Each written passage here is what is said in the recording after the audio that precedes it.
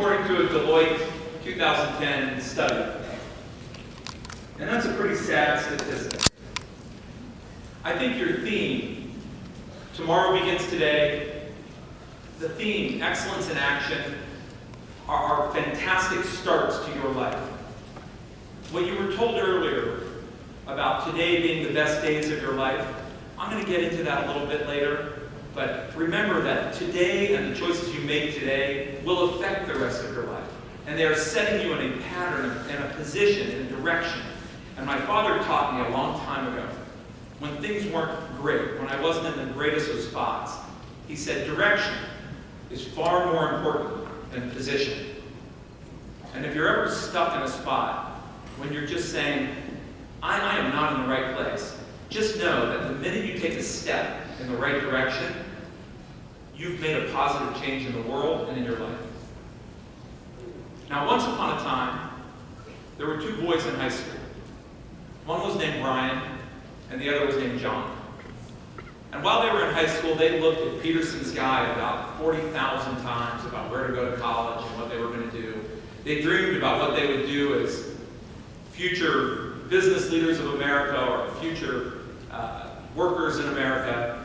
And Brian didn't really know what he wanted to do for a while. John knew from an early age, I want to be a corporate raider on Wall Street. I want to go to get my MBA, and I want to go to Wall Street, and I want to do corporate mergers, acquisitions, and takeovers. And then one day, Brian was traveling down the street in his car, and he got a traffic ticket for running a red light that he thought was unjustified.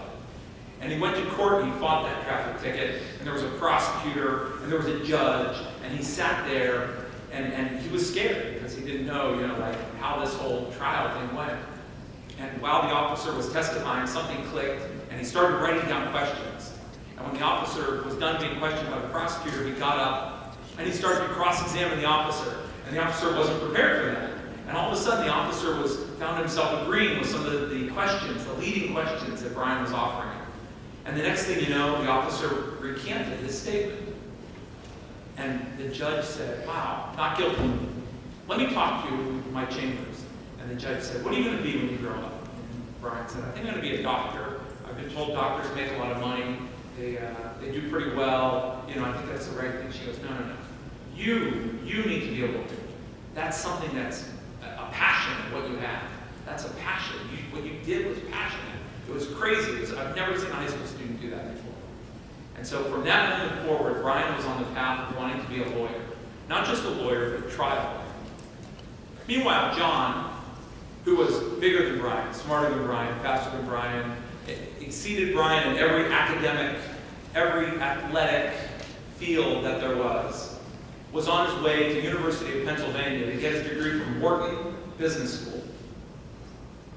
And when he graduated Wharton Business School, John's father had sunk his influence into John's mind and convinced him that being a bankruptcy lawyer was a far more lucrative place to be than being an MBA from somewhere. And he convinced John to go to law school.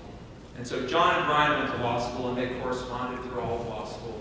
And John was miserable. John was miserable through all of law school, and he got out, and he did well because John was a super bright guy, obviously, if he's at Penn, at Wharton. And he got to go to law school at NYU Law, and he graduated top of his class. Brian went to Miami Law School down in Florida, graduated, did well, got a job with the Justice Department Honors Program, one of the few positions where you can go and be a trial lawyer for the Justice Department very quickly. Because a trial was his passion.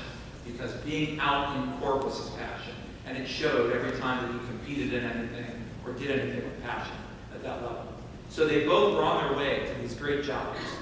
But within 1 year of being at this big New York fancy Wall Street firm doing bankruptcy work, John was fired. John was fired because of his attitude, because of his desire to be there. And so he got a new job in another bankruptcy firm.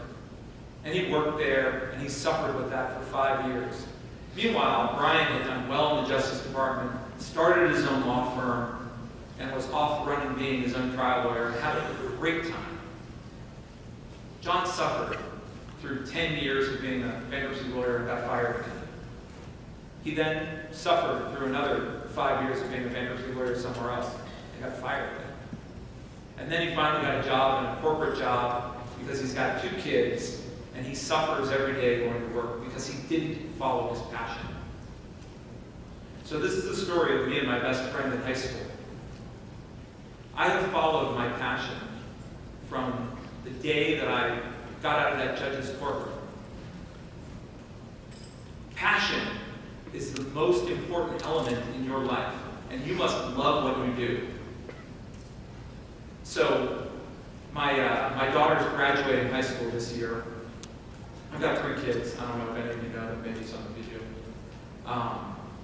And I was looking back on 18 years of her schooling, and I'm looking at doing the pictures for her senior thesis. And my wife calls me, and she's very emotional about it, because I'm sure your parents, as you get closer to graduating, will be emotional about you guys leaving. And she says, I can't believe we're moving out of the best years of our life, right? So what I learned is that when I was in high school, I had an awesome time in high school. I hope you all are having an awesome time in high school. I had a great time in high school. And I thought, these are the best years of my life. These are your glory days, right? Bruce Springsteen, glory days, high school. And so I went to, and you guys were like, who's Bruce Springsteen? So then the next thing is I went to college. And I had, like, nobody should have as much fun as I had in college. So it's just illegal. I had the best time. I just had 4 years of great time in college. And I thought, man, college is going to be the best years of my life. It's going to be the best years of my life. And I came down to Miami, and I joined law school, and I got to compete in trials, and I met my wife. And we were on South Beach having fun, and we were young adults, and I got a job, and I was actually making money doing what I love. And I thought, man, this is the best years of my life. And then we moved to Jupiter, Florida, and we started our own firm, and we were young, independent lawyers. My wife was my partner, a lawyer also. And we had our first child when I was graduating high school, Hannah. And I thought, oh, I have a child who's fantastic and perfect and wonderful. These are the best years of my life. And now she's graduating, and I don't know what the future brings. And it's a little scary when there's change. I don't know if you guys feel that going from middle school to high school, or high school to college. I'm sure you do. There's stress involved with that. But if you are doing what you are passionate about, if you are with the people that you love, then it's going to be the best years of your life every day that the Lord lets you wake up and have that day. So use it, enjoy it, love it, because it's really fantastic if you have passion for waking up and doing what you're going to do. So who am I? Because you know that I'm now a trial lawyer, right? But the truth is that I'm a recovering entrepreneur. So I got out and I started my own law firm. And what I learned very quickly after getting my degree in philosophy, as you heard, from Miami of Ohio, and I don't know if you know that when they teach you philosophy, there's not a lot of marketing, management, finance. I didn't know what a balance sheet was. I didn't know what a profit and loss statement was. So learning business was a very hard lesson for me. And when I say a hard lesson for me, I don't mean that I'm not smart enough to learn the business things, which maybe I'm not. Maybe it just took me a long time to learn it quickly. But the hard lesson is that the business world is going to teach you lessons about how to run your business and how to be a business person. And you're going to learn those lessons whether you want to or not. They're going to teach them to you, right? And when they teach them to you hard, it costs you money. And when they teach them to you in school, they make you money. So if I would have learned more about marketing and management, managing people, and finance, and how bad debt is, because you don't realize how bad debt is until you got to pay back a lot of debt. And then all of a sudden you think, well, you can only put your money in a few places, right? You can put it in your savings, you can put it into your operating costs, your life costs, and how much it costs to operate it, or you can pay back debt with it. And then the other thing is, I guess, charitable giving, which is an important aspect here that I'll talk about in a minute. But if a lot of your money is going out to debt, it makes those 3 other areas, especially the one where you get to use the money for your own stuff, really hard to deal with. So learn those lessons in school. Being a future business leader of America means that you're interested in being the future of America, because the business of America is business. That's a very common saying. And if you are the people that are going to run businesses, then you are the future of America.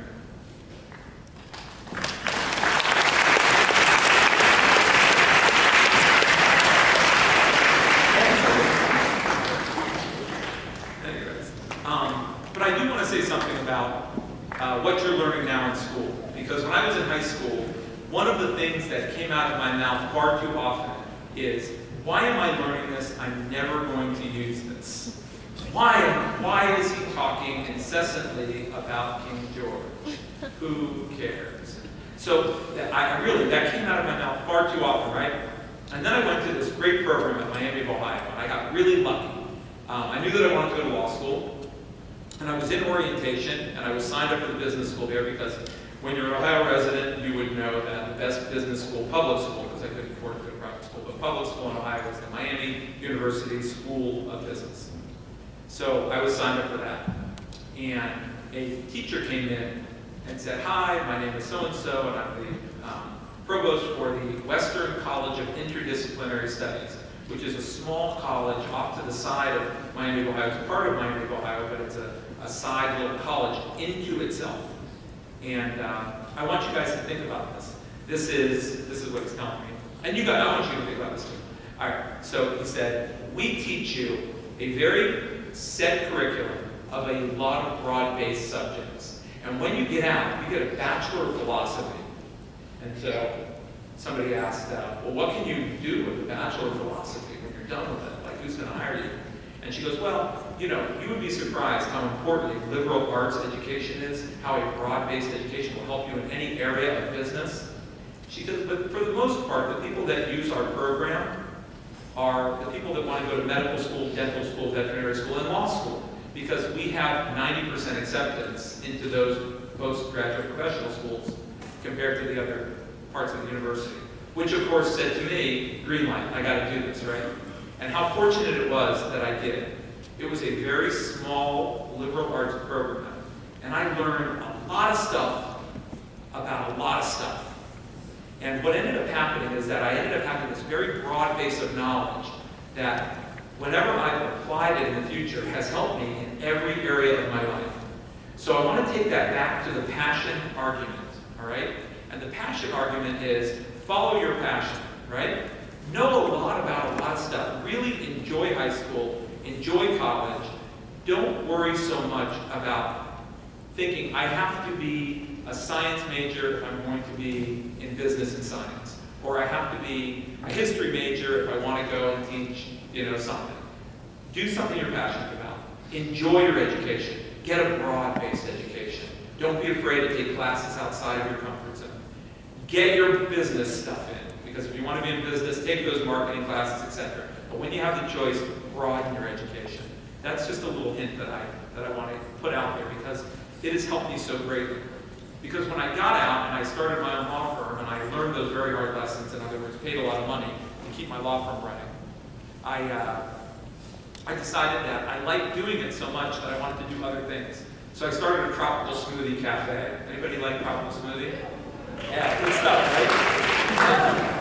So we started Tropical Smoothie Cafe, which rocks, and I love Tropical Smoothie Cafe. And then I was involved with a lot of doctors in my practice. And so we decided that since we were involved in doing their work so much, let's try and collect their bills. So we started something called a medical factoring company. And what a medical factoring company does is it goes out and it buys debt. That means that the hospitals owed money, and we collect that debt. But we didn't like going after patients. So we made a specialized company to go after insurance companies. Because being a trial lawyer, I don't like insurance companies at all.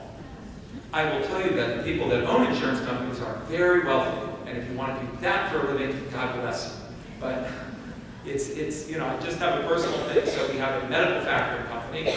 And that went so well that we started a national billing company.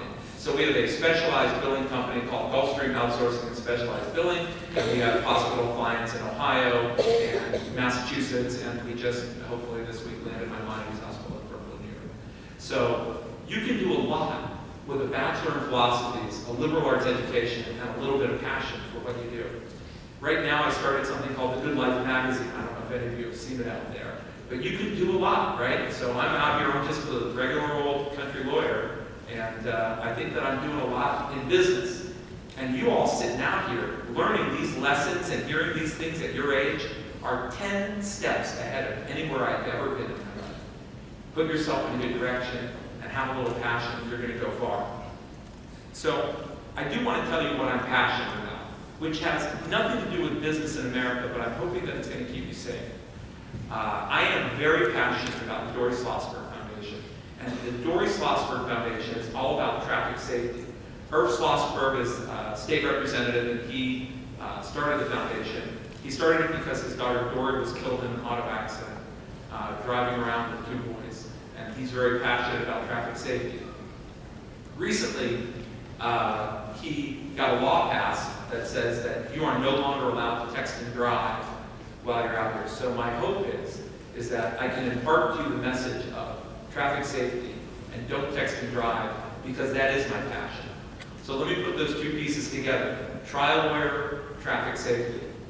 What I do predominantly to make money is sue people when they hurt my clients in an auto accident. That's what I do. Now, how many of you in here have a driver's license or a permit? Excellent. All right. How many of you who have a driver's license or permit went to go and get that driver's license permit with a parent who had to sign a piece of paper that gave you permission to do it? Every one of you should have your hand up, because that's the law in Florida. All right. The truth is that the state doesn't care about your permission. The state doesn't care if your parents give you permission or not. What they want is they want your parents to be held responsible for every single thing you do in that car. Which means that if you make a regular old mistake by turning on the radio and not stopping quickly enough at a stop sign and hitting from someone from behind and hurting them, that you are going to get sued for that and going to have to pay that off. But you don't have any money yet, because you're future business leaders, not present business leaders. And your parents are the present business leaders. They're either worker bees or owners or whatever, and they sign that they're going to pay for your mistakes. So if you hurt somebody, and you hurt it bad, even if it was an accident, just a regular old accident, you're going to pay for that, and your parents are going to pay for that. And people like me are going to hold you and them responsible. And when you have somebody that comes into you that tells you about their accident, you become their friend. You take on their life. You take on their problems. You hear about the medical bills that are crushing them, and how being out of work for 10 weeks has caused them to not make a house payment and they're losing their house. And you live that with the injured victim. And it becomes a part of your life. And you become very passionate about making sure that they get what they deserve. And they get what they deserve out of you, if you're the person who injured them, and out of your parents, because they promised to pay your bill. And if you are caught drinking and driving, goofing around in the car and driving, texting and driving, you are going to be held to a different standard. Because if you do those things, you will be reckless. And reckless under the law has a very specific definition. And if you are held reckless by breaking the law by texting and driving and hurting somebody, and you hurt them bad, you're going to pay punitive damages. Let me tell you the difference between compensatory damages, which is just a regular old accident where you made a mistake, and punitive damages. In a regular accident, you're going to pay pain and suffering, lost wages, medical bills, inconvenience, and that's it. And those things in a pretty bad accident case can add up to be $1 million. So you're only going to pay $1 million for hurting somebody in a regular accident.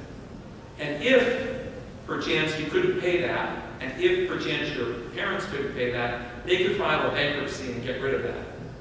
But if you are held reckless, if you are texting and driving when you get in an accident, and you suffer punitive damages, you're going to get something on you which is a punishment damage. And when you hurt somebody compensatorily, that first damage, the accident damages, worth $1 million, it's worth $10 million, $20 million, $30 million if you kill someone. And if you kill someone in an accident, and I know you all are going to sit there across the table, whoever it is, and they cry when we take their deposition. Boys and girls, doesn't matter. And And they cry and they say, I'm so sorry. I feel horrible. Please help the family. Forgive me. Please, please. They feel horrible that they've done this terrible act. And you get no forgiveness. You get no forgiveness. You get a monetary damage on you of $30 million. And your parents get that on them for $30 million. And punitive damages are not dischargeable in bankruptcy, which means you live with them your whole life. So in your future business, being a future business leader, you're going to get a garnishment on your wages or on your business, which means we're going to take 50% of everything you own until you pay it off. And we're going to take every asset that you and your parents have, and we're going to sell them at auction until we pay them off. That includes your bike, your dad's car, your house if we can, your retirement plan, your college fund. We've even gone so far as to threaten to take someone's golden retriever before because they had a prized puppy golden retriever and it was worth $1,500. You lose everything because you were texting and driving and made a mistake. And when I'm sitting with a grieving mother because her child was killed because some foolish young person was texting and driving, I have no compassion for the texter because you made the decision to text. It was your decision to drive in that manner. So I take it to the limit and I hold you responsible your whole life. How many people here think I have a passion for doing what I'm doing? How many people here think I make a lot of money doing what I'm doing? How many people think that I'm pretty happy at work doing what I'm doing? That's good. How many people here are scared to text and drive right now? If all your hands aren't up, I haven't done my job. All right, I'm going to give you two other little pieces of advice, and then I'm going to get off stage and let you enjoy your lunch and try to end it on a little bit better note. If you want to get ahead in life, you're going to have something called discipline. All right? Discipline. And discipline starts from the time you're young, and some of you may already be missing it, so you're going to have to build it back. They did an experiment, and I used to call it the cookie test. I told my kids their whole life the cookie test. It turns out that I read the test, they did marshmallows. But I'll call it the cookie test because that's what I'm used to calling it. And they took young kids, and they did a little social experiment over the course of 20 years. And they said, they asked them a lot of questions, and then the interviewer, the teacher, said, I'm going to be back in 5 minutes. I just have to go to another room for a minute. I'll be right back. I'm going to give you this cookie. I want you to eat the cookie if you want the cookie. But if you wait until I get back, I'd like you to wait. Because if you wait, I'm going to give you 2 cookies. Right? And then they tracked the kids that waited and the kids that didn't wait. And 80% of the kids didn't wait. Only 20% of the kids had the discipline to wait and get another cookie. And then they thought, well, that's just kind of an innate amount of self-discipline these kids have. So then they followed them through their entire grade school and high school careers until they graduated high school.